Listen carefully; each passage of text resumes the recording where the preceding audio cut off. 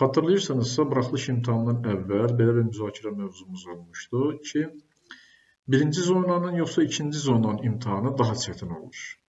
Və mən orada demişdim ki, ikinci zonanın imtahanı ilə birinci zonanın imtahanı arasında demək olar ki, heç bir fərq yoxdur. Hər ikisi də eyni olur. Və gəlin indi bərabər həm birinci zonanın imtahanı, həm də ikinci zonanın imtahanı bərabər müzakirə edə baxaq. Görək hansı daha çətin olubdur və ya hansısa biri çətindir, yoxsa biri asandır, onu bərabər müzakirə edəcəyik. Birinci, sol sütunda yerləşən suallar, bunları bu formada ayırmışam. Sol sütunda yerləşən suallar birinci zonanın imtahanıdır. Sağ sütunda yerləşənlər isə ikinci zonanıdır. Və mövzu bu formada qarşılıqlı bir şəkildə yazmışam və bərabər müzakirə edəcəyik. Birinci kompleks ədəd. Deyir ki, 4 minus 2i kompleks ədədinə qoşma ədədi tapın. Qoşma olan ədədi bilirik ki, sadəcə həqiqi hissəsi eynidir, xəyali hissəsinin işarəsi dəyişir. Yəni 4 minus 2i idisə, burada olacaq 4 plus 2i. Burada isə 9 minus x i üstündə 5, y plus 6, i üstündə 35. Qoşma kompleks ədədlər olarsa, yenə qoşmadır. Sadəcə burada xəyali vahidi sadələşdirmək lazımdır, bu qədər. i üstündə 5 bilirik ki, 4-ə bölüb üstünə qalığını yazırıq. i üstündə 1-ə bərabərdir. i üstündə 35 isə i üstündə 3. O da mənfi i-yə bərabərdir. İndi o zaman alınır bu formada. Z1 bərabərdir 9 minus x vurulsun i. Z2 bərabərdir y minus 6 vurulsun i. Və bunlar bir-birinə qoşma olduğuna görə həqiqi hissələri bərabərdir, xəyali hissələri isə əksdir. Yəni x bərabərdir mənfi 6-ya. Cəmin istəyir bizdən 9 və mənfi 6-nı toplayırıq. Açıq sual olduğuna görə sadəcə cavabını yazırıq ki, 3-ə bərabərdir. Demək olar ki, eyni səviyyədir. Deyək ki, yaxşı, bu daha asandır, bu daha çətindir. Bunu da bu formada işarələyək. Çətinləri qırmızı rəngdə qeyd edirəm, asanları yaşıl rəngdə qeyd edirəm. Ən sonda sayarıq, görək neçə dənədir hərəsində.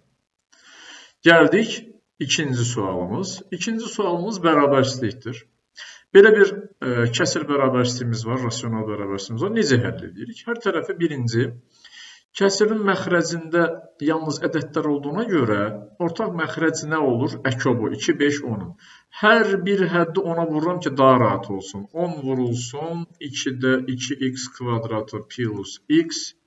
Böyükdür 10 vurulsun 5-də 3x plus 10 vurulsun 10-da 9. 10-dan 2-ni ixtisarladik 5, 10-dan 5-i ixtisarladik 2, 10-dan da 10-u ixtisarladik 1. Yerdə nə qalır yazırıq. 5 vurulsun bu ifadə birbaşa yazaq. 10x kvadratı plus 5x böyükdür. Burada da 6x plus 9'dan. Burada alınır demək 10x kvadratı minus x minus 9 böyükdür 0-dan. Bunu da intervallar metodu ilə köklərini tapıb yazmaq lazımdır. Birbaşa yazıram. Vaxtımız çox getməsin. Mənfi 0,9 ilə eləyəcək demək 1. Bunu da intervallar metodu ilə bu formada ayırıb plus, minus, plusumuzu da yazdıq. Bu formada izahını yazmıram. Sadəcə mənə sualın həlli lazımdır ki, müqayisə edək. Burada da demək ki, bizə böyükdür 0 dediyinə görə bir müsbət olan yerləri götürürük. Bir də bu.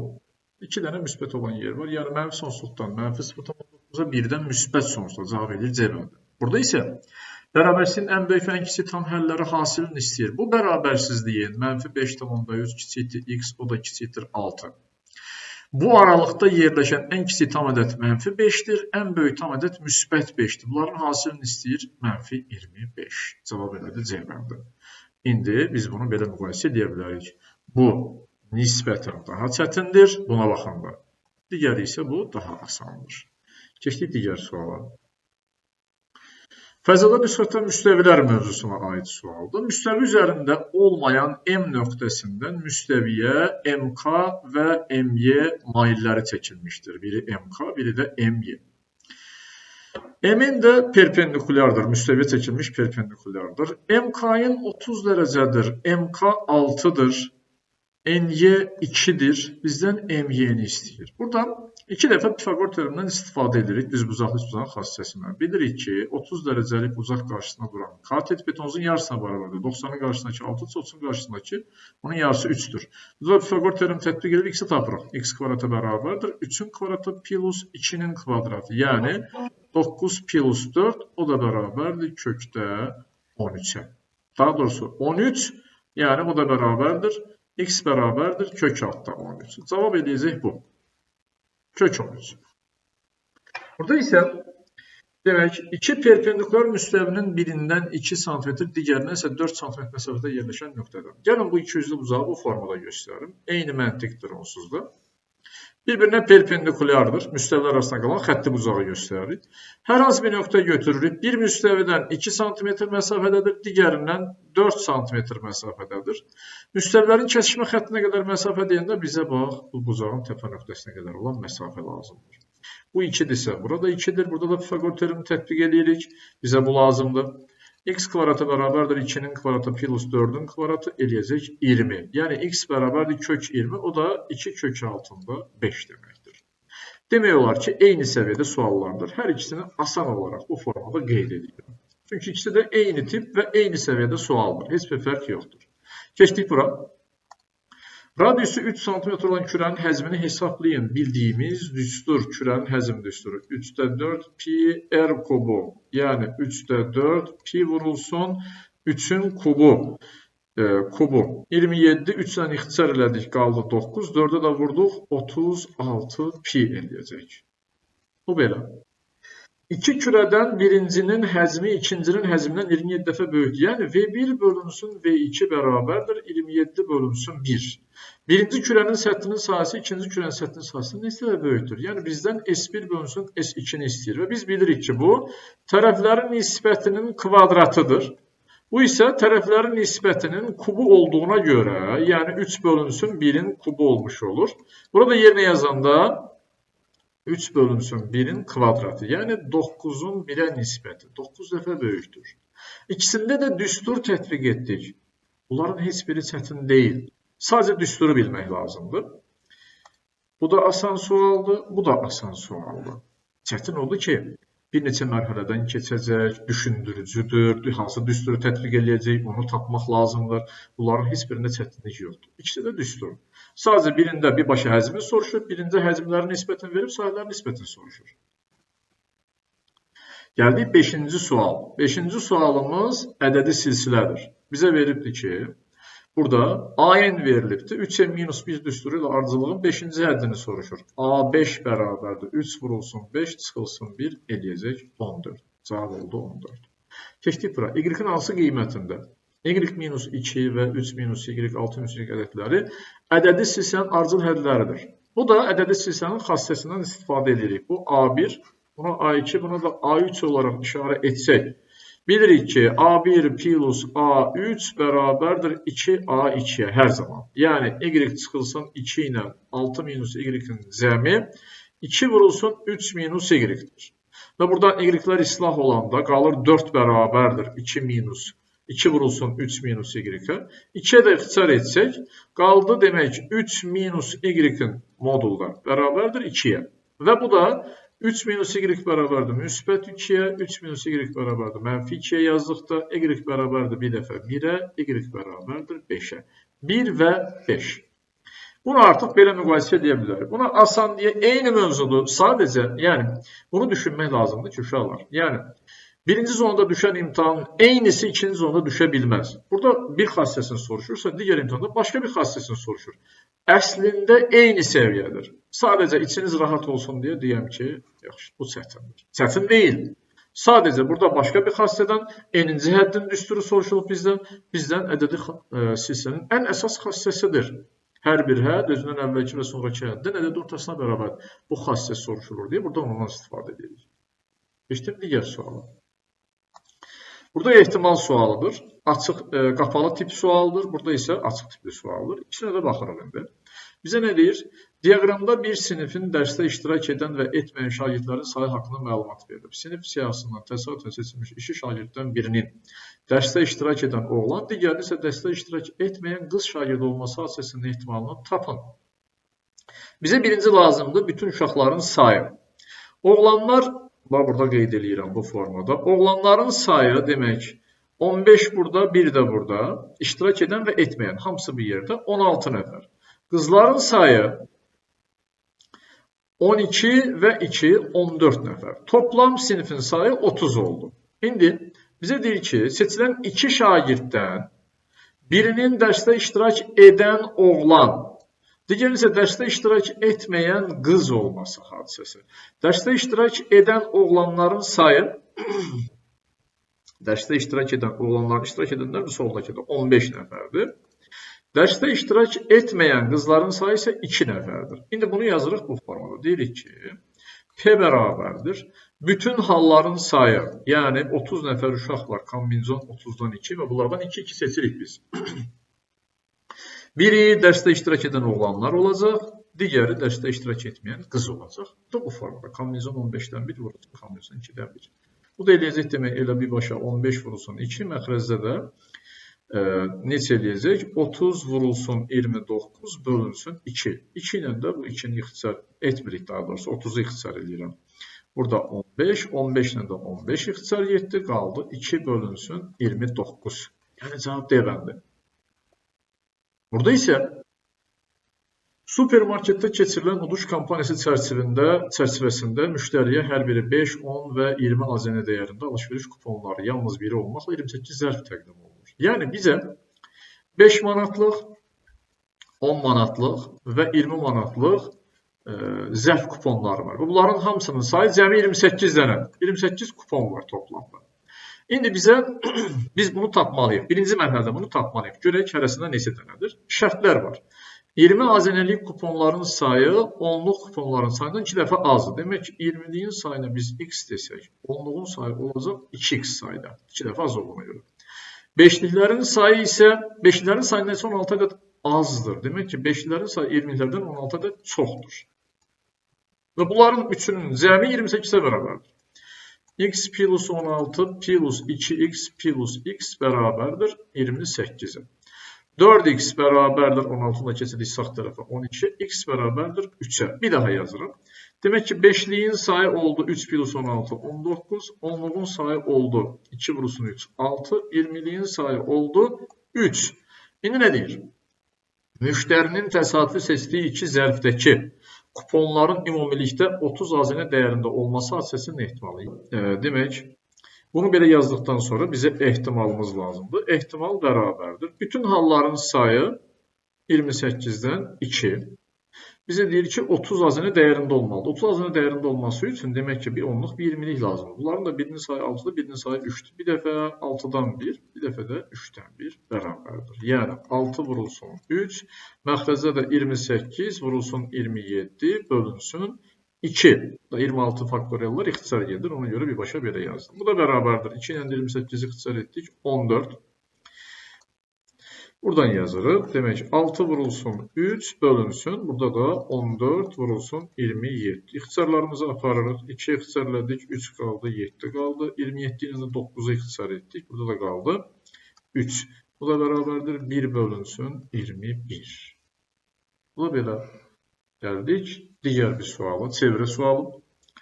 Mərkəzi O nöqtəsi olan çevrənin AB vətəri AC diametrinin yarısına bərabərdir. Bizə BAO bucağını istəyir. Demək ki, bu da radiusa bərabərdir. Yəni, diametrin yarısına bərabər olmaq, radiusa bərabər olmaq demək. Bunu birləşdirsək, bu da radius olmuş olur və bərabər tərəfi 3 bucaq əmələ gəlir. Bunlar 60 dərəcə olduğuna görə 3-ü də cavab olacaq 60 dərəcə.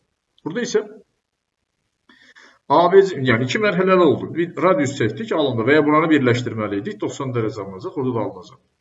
ABC üçbucağın AB və AC tərəfləri mərkəzi O nöqtəsində olan çevrəyə uyğun K və C nöqtələrində toxunur. Aha, bu bucaq 40 dərəcədir. Bu diametr olduğuna görə bilirik ki, radius toxunana toxunma nöqtəsində perpendicular 90 dərəcədir. Bura avtomatik olur 50 dərəcə. Bu birinci mərhələ. Və bizdən nə soruşur? KMS qövsünün dərəcə ölçüsü. Bu ikisinin cəmi toxunanlar arasında qalan bucaqla o bucağın qarşısında duran qövsünün cəmi 180 dərəcədir. X desək, 50 plus x bərabərdir 180 dərəcəyə, x bərabərdir 130 dərəcəyə. Eyni səviyyədə suallı uşaqlar ikisi də. Qırmızı ilə yox, yaşımla işarələyirəm. Eyni səviyyədə sualdır. Yuxarıdakını işarə etmədim. Burada birinci ehtimalda birbaşa tapmaq olur. Çünki uşaqların sayı artıq diaqramda verilib, oradan tapdıq. Burada amma 2 mərhələli olduğuna görə, bu da niyə görə 2 mərhələlidir? Açıq sualdır, həlli tələb olunan sual deyə məcbur 2 mərhələli sual olacaq. Əslində çətin deyil, çətin deyil. Sadəcə yerləşdiyi yerə görə. Bu iki mərhələli sual olmaq məcburiyyətindədir. Çünki həlli tələb olunan suallar içərisindədir. Amma yenə də rahat olasınız deyə bunu çətin siyahısına daxil edelim. Keçdik bura. Burada 19,4 ədədi hansı iki alıcı ədəd arasında yerləşir? Kök adda 19,4 kök adda 19,4 bundan əvvəl kökdən çıxan ədəd 4'dür. Bundan sonraki kökdən çıxan ədəd 5'dir. Yəni 4 ilə 5 arasında yerləşir.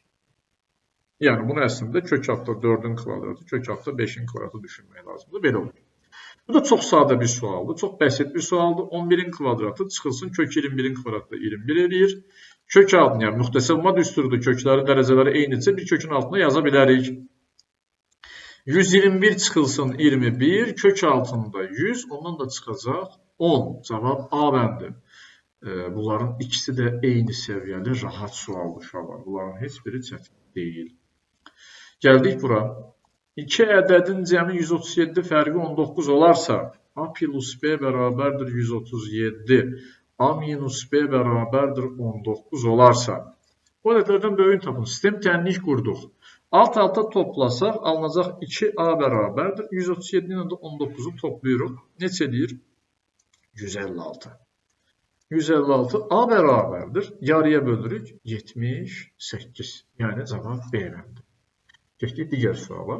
Burada diagram formasında verilib. Eyni şeydir. Yine sistem tənlik qururuq. Y plus 3x bərabərdir 21'e. 2y plus x bərabərdir 17'ye. İndi eyni sistem tənlik. Yəni burada əmsalları hamısı 1'dir. Burada əmsalları 2, 3, 1'dir. Nə fərqi var ki? Nəticədə yenə eyni səviyyəli sualdır. İndi bizdən nə istəyir? Oğlanlarınsa 170 santimetrdən çox olan oğlanlarınsa, yəni bizdən 2y istəyir. Y tapaq. Onun üçün x'i gəlin elə eləyək ki, islah olsun. Hər tərəfi mənfi 3'ə vururam aşağıdakını. Alınır y plus 3x bərabərdir 21'e. Mənfi 6y minus 3x bərabərdir mənfi 51'e. Bu formada. Bu da eləyir demək. Mənfi 5y bərabərdir 3x'lər islah oldu. Mənfi 30'a. Y bərabərdir 6'ya. Y 6'dırsa 2y'imiz eləyəcək 12. Cavab eləyir 12. Ondan sonra bunlar da eyni səviyyəli sualdır uşaqlar. Onun heç bir fərqi yoxdur birinin digərindən. Gəldik bura. Burada artıq trigonometrik tənliklər. Trigonometrik tənliyə aid bu ayın ikisinə, bu da ayın 9'una olan suallar. Baxırıq. 4 sinus kvadratı minus 4 sinus x plus 1. Burada əvəzləmə eləyirik. Müəyyən bir t ilə əvəz eləyirik. Bu da eləyir t kvadratı. Alınır 4t kvadratı minus 4t plus 1 bərabərdir 0. Bu əslində 2t minus 1'in mötərizə kvadratının açılışıdır, görürük. Bu da 2t minus 1 bərabərdir 0'a, 2t bərabərdir 1'ə, t bərabərdir 2'də 1'ə. Birbaşa əvəzləməsinin yerinə yazar. Sinus x bərabərdir 2'də 1'ə.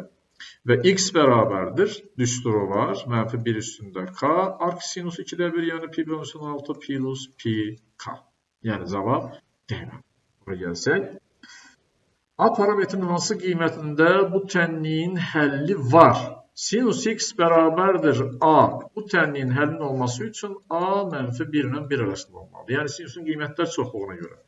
A minus 1 bölünsün 2 böyükdür bərabərdir mənfi 1'dən, kiçikdir bərabərdir 1'dən. Hər tərəfi 2'yə vururuq. Mənfi 2 kiçikdir bərabərdir A minus 1, kiçikdir bərabərdir müsbət 2. Hər tərəfə 1 əlavə edirik.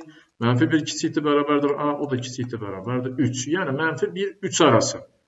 Cavab Y bəndi uşaqlar. Buradan da göründüyü kimi buna biz çətin, buna da biz asan demək. Sonra tənasüb, faiz nisbət tənasüb, burada da faiz nisbət tənasüb.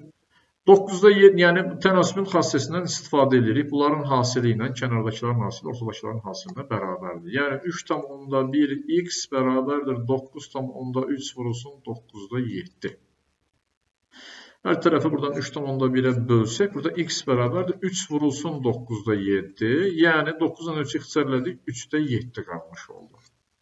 Burada isə şəkər çuğundurundan onun kütləsi 20% qədər şəkər alınır. 80 ton çuğundurda nə qədər şəkər var? 80 vurulsun 20 bölünsün 100. 16. Bu qədər. Buradan da əslində mən bunu asan, bunu çətin yazmalıyam, amma yazmırıq. Niyə? Çünki tənasübdür onsuz da eyni şeydir, heç bir fərqi yoxdur birinin digərindən. Birində tənasüb verilir, birində faiz verilibdir. İkisi də eyni səviyyəli suallar.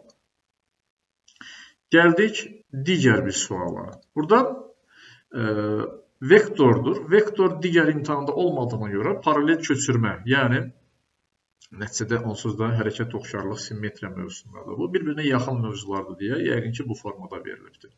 Birində vektor verilir, birində hərəkət oxşarlıq. Vektorun skalyarı hasili A vurulsun B bərabər uyğun koordinatları hasili 4 vurulsun -5 plus -3 vurulsun müsbət 2. Yəni -20 çıxılsın 6 -26. Burada isə daha asan bir sual var. Paralel köçürmədir. Düsturu verir artıq bizə. X 4 vayda artacaq, Y 1 vayda artacaq. -3 plus 4 eləyəcək 1. 2 plus 1 eləyəcək 3. Yəni 1, 3 və salam. O qədər asan. İkisi də asan sualdır. Gəldik bura. Burada müxtəsər vurma düsturunun tətbiqi 5 minus 6y kubu. Burada da toplamların yerini dəyişsək cəm dəyişməz deyib. 5 minus 6y kubu vurulsun. 5 plus 6y kubu bərabərdir 25 minus 36 y üstü 6. 25 minus 36 y üstü 6. Burada da yenə eyni müxtəsər vurma düsturlarıdır. Surətdəki x minus 1-in mötərizə kubu məxrəcdə 2-ni çıxaranda qalır x kvadratı çıxılsın 1. Onu da bir başa yazıram. X minus 1, x plus 1 vurulsun. X plus 1 bölünsün. Bu da x minus 1'in kvadratıdır. X minus 1'in kubu. Burada x minus 1 bir dənə. İkisi də burada da ixtisar getdi. X plus 1'lər də ixtisar getdi. Qaldı 2'də 1. İkisi də sadə sualdır. Gəldik bura. Burada 10 vurulsun. Sinus 30'un yerine yazırıq 2'də 1. Tangens 45'in yerine de yazırıq minus 1. Gəldik bura. Sinus 231'in yerine yazırıq. Çevirmə düsturundan istifadə edirəm. Sinus 270 minus 39 plus kosinus 39 bərabərdir. 5 çıxılsın 1, bu elədi 4. Plus sinus 270 minus 39 adı dəyişir deyirik, eləyir kosinus 39. 3-cü rübdə olduğuna görə mənfi eləyəcək. Plus kosinus 39. Bunlar da islah getdi. Cavab elədi 4. Gəldik bura. 4 sinus kvadratı ilə 4 kosinus kvadratını bir qruplaşdırdıq. Sinus kvadratı plus kosinus kvadratı minus bunun yerinə 1 bölünsün kosinus kvadratı alfa vurulsun. Burada da kosinus kvadratı alfa yazanlar. Bu eləyir 1. 4 vurulsun 1. Bunlar da ixtisar getdi, qaldı 1. Bu da elədi 3. Eyni səviyyəli sualdır. Heç birinin, yəni nəyə görə eyni səviyyəli deyirəm? Hərəsində ayrı-ayrı bir qaydanın tətbiqini verib. Birində veribdi bizə çevirmə düsturundan istifadə edib tapmalıyıq. Digərində əsas trigonometrik eyniliklərdən istifadə edib tapırıq. Hər ikisi trigonometrik funksiyalar bəhsinin mövzusudur. Heç toplama terimlərinə girməyib. Gəldik loqaritmaya. Loqaritmada demək, burada yazırıq loqaritma 10 üstündə 5'də 2 plus loqaritma 10 üstündə 3'də 2. Bütün kökləri qüvvət şəklində yazırıq. Plus loqaritma 10 üstündə 5'də 3 plus loqaritma 10 üstündə 3'də 1. Bu da bərabərdir. Bu eləyəcək 5'də 2 loqaritma 10. Bu eləyəcək demək 3'də 2 loqaritma 10. Bu eləyəcək 5'də 3 loqaritma 10. Bu da 3'də 1 loqaritma 10. Loqaritma 10'ların hər biri 1'ə bərabərdir. Yerdə qaldı 5'də 2 plus 3'də 2 plus 5'də 3 plus 3'də 1. 5'də 2 və 5'də 3 elədi 1. 3'də 2 və 3'də 1 elədi 1. Topladı elədi 2. Gəldik bura. Loqaritma 2 əsasından surətdə müxtəsər vurma düsturunun tətbiqi 14 çıxılsın 14. 14 plus 10 24. Bölünsün 24. 24'dən ixtisar getdi. Qaldı loqaritma 2'dən 4. Bu da bərabərdir 2. Buradan görünür ki, bu asandır. Digəri buna baxanda daha çətindir. Keçdim digər suala. Burada 1 üstü x bölünsün 6 üstü x belə düşünə bilərik. Hələ ki, belə yazıram. Elə 6'da 1 üstündə x bərabərdir. 3'də 2 üstündə x vurulsun 3'də 2. Bunu parçaladım. 3'də 2 x plus 1'i belə bu formada parçaladım. Üstü 1'dir. Toplayanda bu formada olur. Hər tərəfi 3-də 2 x-ə bölürəm. Yəni 6-da 1 üstündə x əslində vurulsun. 2-də 3 üstündə x bərabərdir. 3-də 2 olmuş olur. Buradan davam edeyim. Bunlar artıq dərəcələri eyni olduğuna görə bir mötərizə içərisində yaza bilərik. 6-da 1 vurulsun. 2-də 3 üstündə x bərabərdir. 3-də 2-yə. 3-lər ixtisar, 3-dən 6 ixtisar 7, burada qaldı 2. Yəni 4-də 1 üstündə x. O da 1 bölünsün 4 üstü x deməkdir. Bərabərdir 3-də 2. Bizə 4 üstü x lazımdır. Bərabərdir 2-də 3 və ya 1 tam 10-da 5. Bu. Burada isə 5 x-i mötərizə xaricinə çıxartdıq. 3 plus 5 bərabərdir 200. 5 x bərabərdir 200 bölünsün 8. Yəni 25. 25 də 5 üstü 2 olduğuna görə x bərabərdir 2. Xatırladım ki,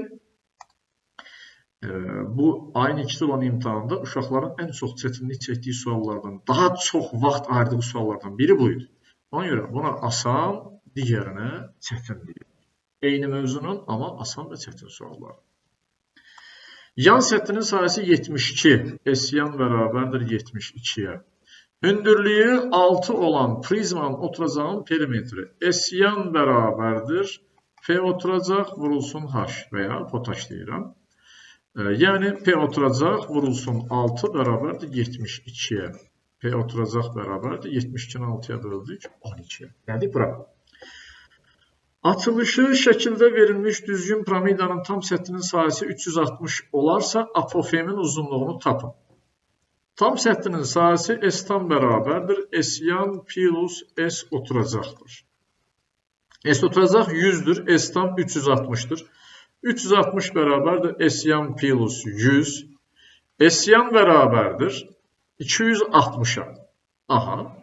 Burada birbaşa verilmişdir. Burada sadəcə özümüz tapdıq. Yəni heç bir şey yoxdur, heç bir problem yoxdur. Bu düsturdur. Nəticədə yenə də prizmaya aid burada sualdır. Burada piramidaya aid sualdır. İkisi də prizmaya aid olacaq deyə bir şey yoxdur. İkisi də eyni tip sual olacaq. Yəni eyni soruşulacaq sual deyə bir şey yoxdur. Sadəcə qiymətləri fərqli olur. Deyil. İkisi də düsturdur, ikisi də bəsit düsturlardır. Bunları bilmiriksə, demək ki, biz çox üzvlərə aid heç nə bilmirik. Və bizə də buradan apofemi soruşur. Apofem, bax, bu yan uzun hündürlüyü, bu xəttdir. Kiçik h-la işarə edirik. S yan bərabərdir. Piramidanın yan səthinin sahəsi 2-də 1 P oturacaq vurulsun h-dır. Bu formula. Bizə də S oturacaq verilibdir. S oturacaq kvadratdır bu an oturacaq. Çünki düzgün piramida deyirsə, düzgün dörtbucaqlı kvadrat. Buna A kvadratı desək, A olacaq 10. Oturacağın tərəfi 10'dur. Və perimetri də eləyəcək bunun 40. Bu da eləyir, demək 2'də 1 vurulsun 40, vurulsun H bərabərdir 260'a. H bərabərdir, buradan 40'dan 2'ni ixtisarladı 20, 260, 20'yə böldük 13, bax budur. Bu formada olur. Yəni, burada mərhələli olduğuna görə çətin saya bilərik. Əslində çətin deyil. Bunu bu formula işarə edəcəm. Əslində çətin deyil. Orta sual. Burada indi bu ifadənin qiymətini hesablamaq lazım. Hesablayaq. Bu ikisini bir qruplaşdıraq, bu ikisini də bir qruplaşdıraq. 49 çıxılsın 29, yəni A kvadrat çıxılsın B kvadrat. Bir dəfə fərqi elədi 20. Bir dəfə cəmi elədi 78. Plus. Bunların bir dəfə fərqi elədi 20. Bir dəfə cəmi eləcək bu da 72. Bölünsün 600. 20'ni də mötərizə xaricinə çıxaranda 20 vurulsun qalacaq 150. Bölünsün 600. 150 ilə 600 ixtisar elədik. Burada qaldı 4. 20'ni də 4'ə böldük. 5. 5 vurulsun 5 minus A. Nə qədər asan olduğunu gördünüz. İkisi də asan sualdır. Şagirdin, digər sual. Şagirdin Riyaziyyat fən olimpiadasında cavablandırdığı 4 sualdan ilk 3'üne görə topladığı balların ədədi ortası. Tutaq ki, birinci imtahanda A, ikinci imtahanda B, üçüncü imtahanda C balı toplayıb və bunların ədədi ortası eləyir 8. Yəni A plus B plus C bərabərdir 24. Dördüne görə isə topladığı balların ədədi ortası. A plus B plus C plus D bölünsün 4. Dördüncünü də D ilə işarə edir. Bu da bərabərdir 7'ye. Və buradan A plus B plus C plus D bərabərdir 28 olduğuna görə. Bunu gətirib burada yerinə yazanda 24 plus D bərabərdir 28'ə, D bərabərdir 4'ə. Burada Cədvəldəki ədədlərin hansı hissəsi irrasionaldır? İkisi də həqiqi ədədlər bölməsinə aid olan sualdır. İrrasionalları bir təyin edək. 1, 2 rasionaldır, rasionaldır. 3 rasionaldır. 4. Rasional irrasionalın fərqi odur ki, yəni belə deyilir. Əgər kəsr şəklində göstərə biliriksə rasionaldır. Kəsr şəklində göstərə bilmiriksə irrasionaldır və ya kökdən çıxa bilməyən ədədlər və ya sonsuz dövrü olmayan kəsrlər. 4 dənə irrasionalımız var. Bütün ədədlərdə 10 dənə olduğuna görə eləcək 0,4. Əslində bu ən asan sualdır. Digəri isə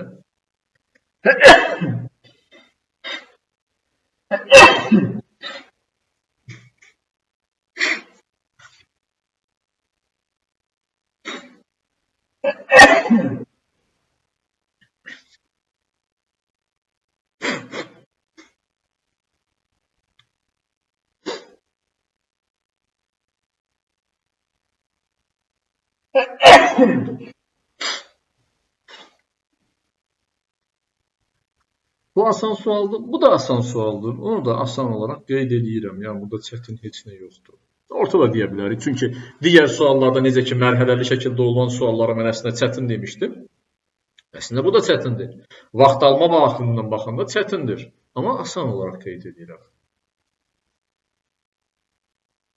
Düzbucaqlı üçbucağın bir katetin hipotenuza nisbəti 4-ün 5-ə, yəni düzbucaqlı üçbucağımızı çəksək, bir katetinin hipotenuza olan nisbəti 4K, 5K desək, avtomatik Pifagor teoremindən dahi uzatmıram, 3K edəcək bu.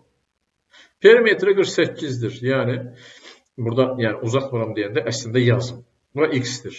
X kvadratı bərabərdir 25K kvadratı çıxılsın 16K kvadratı bərabərdir 9K kvadratına. X bərabərdir 3K. Mərhələsini göstərməkdən ötürü yazdım. Və buradan perimetri verib bizə. Perimetri də 4, 5, 3, 12K bərabərdir 48'ə, K bərabərdir 4'ə. Hipotenuzun uzunluğunu istəyir bu səfər 5K bərabərdir 20'yə. Uyğun tərəfləri paralel olan iki bucaqdan biri o birinin 80%, biri x isə digəri 0,8x-dir. Uyğun tərəfləri paralel olan bucaqlar ya cəmi 180'dir ya da ki bir-birinə bərabərdir. Bir-birinə bərabər olmadığına görə cəmi 180'dir.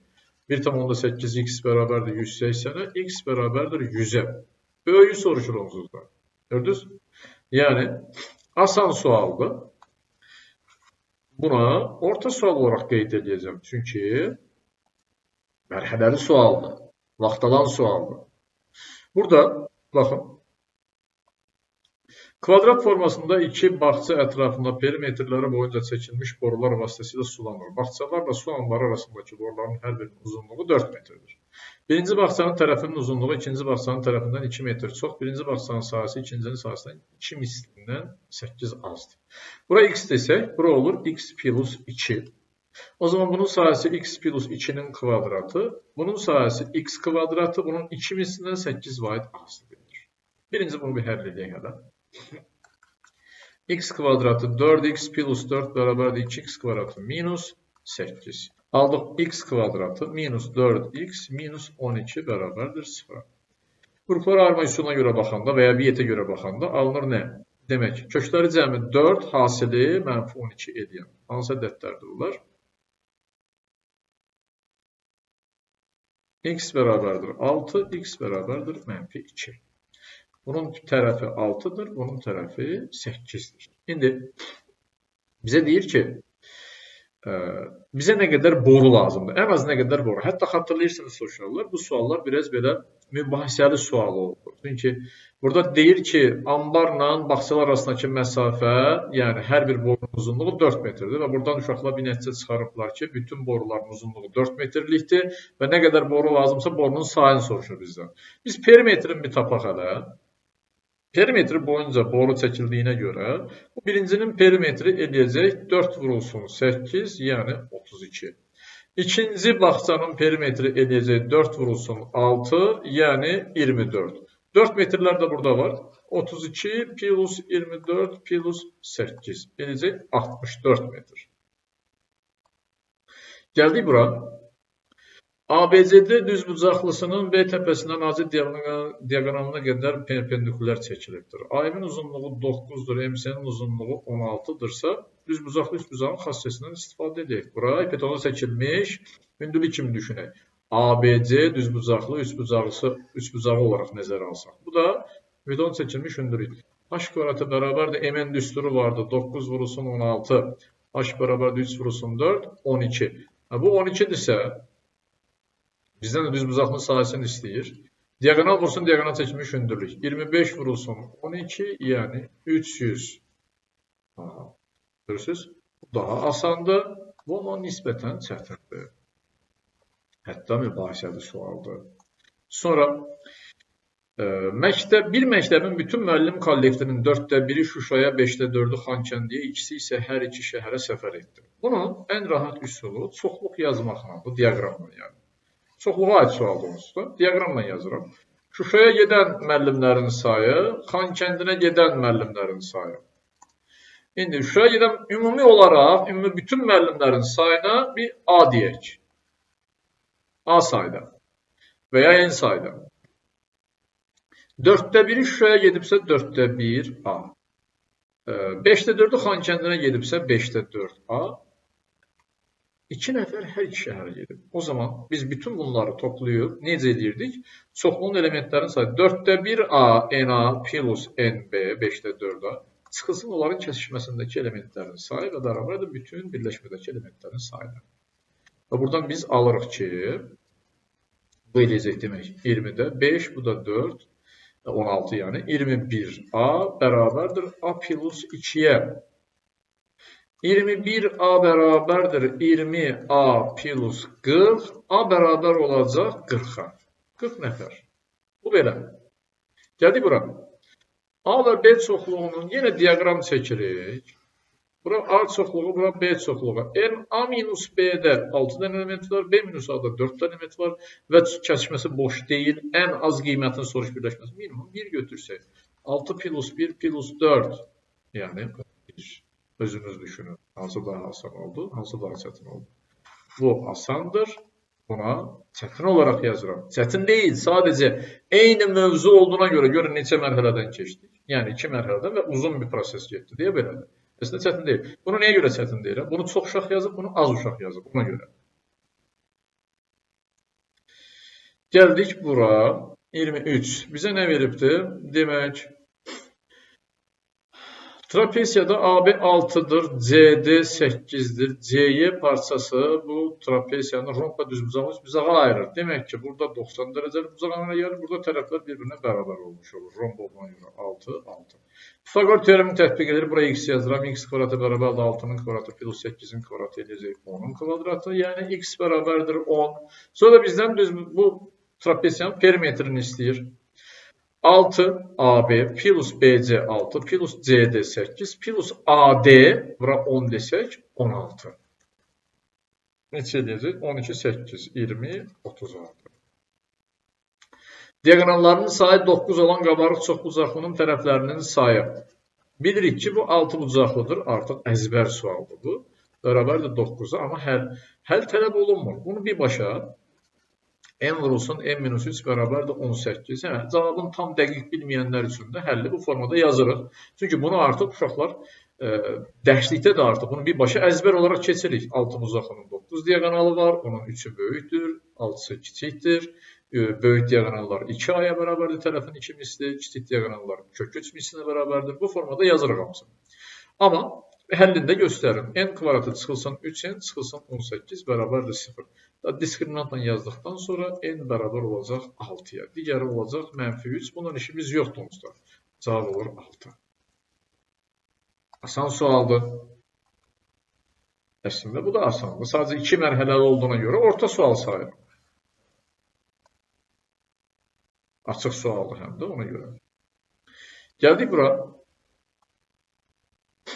Turistlər gəzinti zamanı motorlu qayıqlar iki məntəqə arasındakı məsafəni çayın axın istiqamətində gedib.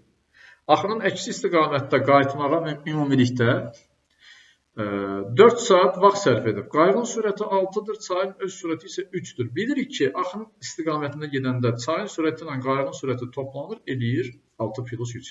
Axına qarşı gedəndə qayığın sürətindən çayın sürətini çıxırıq, maneə olur ona. Və məntəqələr arasındakı məsafəni də x kilometr götürək.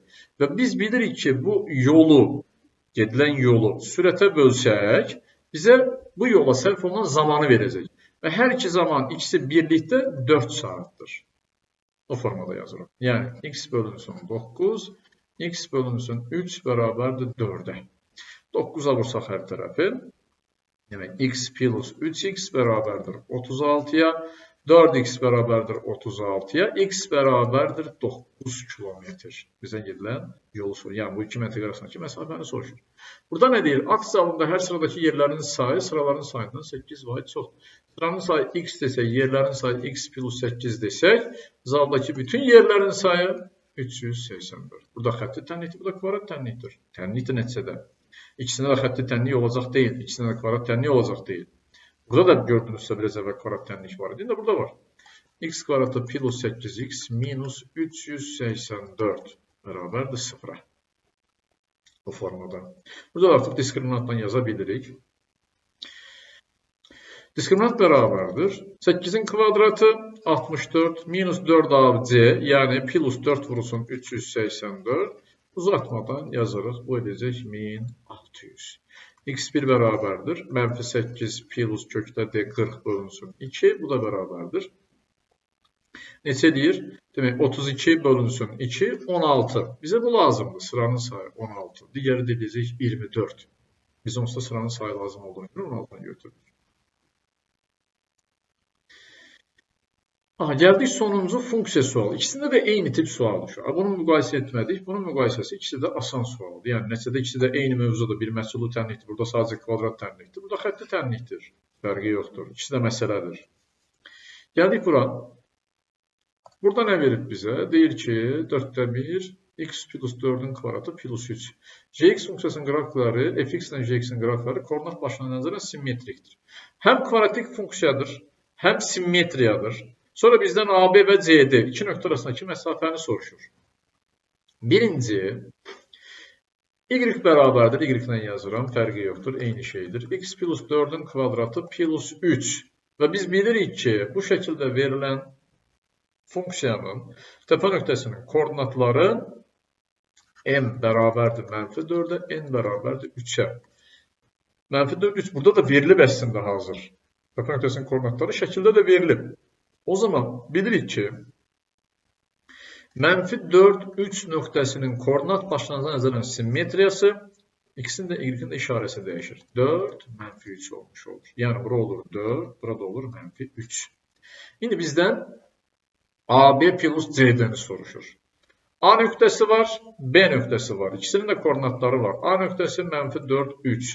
B nöqtəsi 4, mənfi 3. Ya iki nöqtə arasındakı məsafə düsturuna görə yazırıq. AB bərabərdir. Kök altında bunların fərqinin kvadratı 8'in kvadratı və 3'lərin kvadratı 6'nın kvadratı eləyəcək 10. Ya da buradan biz bunu düz bucaqlı üst bucağa tamamlayırıq bu formada.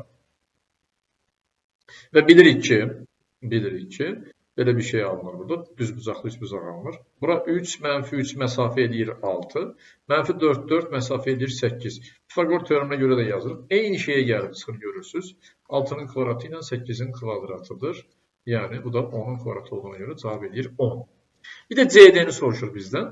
C-ni tapmaqdan ötürü nə edirdik? C-ni tapmaqdan ötürü C nöqtəsinin koordinatı y-i kəsdiyi nöqtə olduğuna görə burada x 0'dır. Yerinə 0 yazırıq. F0 bərabərdir. 4'də 1 vurulsun 0 plus 4'ün kvadratı plus 3.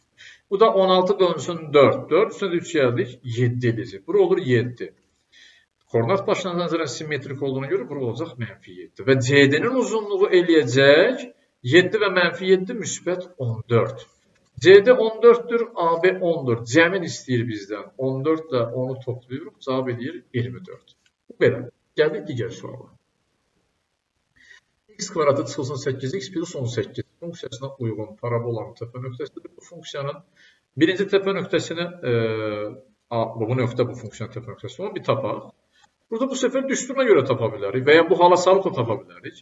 M bərabərdir mənfi B bölünsün 2A düsturuna görə. Mənfi B bölünsün 2A eləyəcək 4. N bərabərdir. Diskriminant bölünsün 4A. mənfi D bölünsün 4A'ya görə yazsaq, burada da eləyəcək. Demək, hesablayaq birbaşa neçə edir? 64, 72, 8 böldük 4'ü 2. Burada oldu 4, 2 nöqtə. A nöqtəsi 4, 2. Bax bura. İndi bizə nə deyir? Deyir ki, bu funksiyanın qrafikinin apsis oxuna, koordinat başlanğıcına və ordinat oxuna nəzərən simmetrik çevirmələrdən alınan parabolların təpə nöqtələri BCD-dir. Demək ki, A nöqtəsi, buradan yazıram. Buradan bir yer açın. A nöqtəsi koordinatı 4, 2'dir. Bir dəfə apsis oxuna nəzərən simmetriyasını tapırıq. Bu olur B. Eləcək demək, X oxuna nəzərən simmetriya olanda X-in işarəsi sabit qalır, Y-in işarəsini yerini dəyişir. Sonra A nöqtəsi 4, 2 koordinat başlanğıca nəzərən simmetrik yerləşir, çevrilir. Yəni O nöqtəsinə nəzərən. Bu səfər X-in də Y-in də işarəsini dəyişirik. -4, -2. Sonra deyir ki, A nöqtəsi 4, 2 nöqtəsi ordinat oxuna nəzərən çevrilir simmetrik olaraq. O zaman Y-in işarəsi, Y qalır, X-in işarəsini dəyişirik. Bu da D nöqtəsinə çevrilir. Deyəcək -4, -2. Ya da indi bunları burada quraq. Bura 4'dür, bura 2'dir. Bir dəfə 4 -2 eləyəcək. Bura -2 desək B nöqtəsi eləyir. Bir dəfə -2, 4 olacaq bu D nöqtəsi. -4, 2. -4, -2 də eləyəcək C nöqtəsi. Və bizdən burada alınan bu 4 bucaqlının perimetrini istəyir. Burada düzbucaqlı alınır. Yenə 2 nöqtə arasındakı məsafəyə görə belə də hesablaya bilərik. 2, -2. O zaman buranın uzunluğu eləyir 4. -4, müsbət 4 məsafə eləyir 8. Yəni P bərabərdir. 2 vurulsun 4 plus 8, 12. 2'ye də vurduq 24. Uşaqlar, bunların ikisi də eyni səviyyədə və çətin tipli sual olaraq qeyd edirəm. Bu da olur bu formada. Bu da belə. İndi gəlin bərabər baxaq, görək. Neçə dənə çətin sual kimin, daha doğrusu ayın ikisində var, neçə dənə ayın 9'unda var. Ayın ikisində olan 1, 2, 3, 4, 5 tamına. Keçdim digərinə. Ayın 9'unda olan, burada nə qədərdir, baxırıq. 1, 2, 3,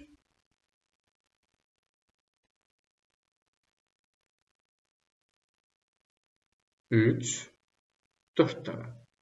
Orta sualları saymıram da. Orta suallar, yəni hər ikisində də qeyd edədiyim var. Məsələn, orta sual desək. Burada bu içində də var idi. 4 dənə uşaqlar. Görürsünüz ki, yəni əlbəttə ki, mənim fikrimlə razı olan olar, razı olmayan olar. O ayrı məsələ.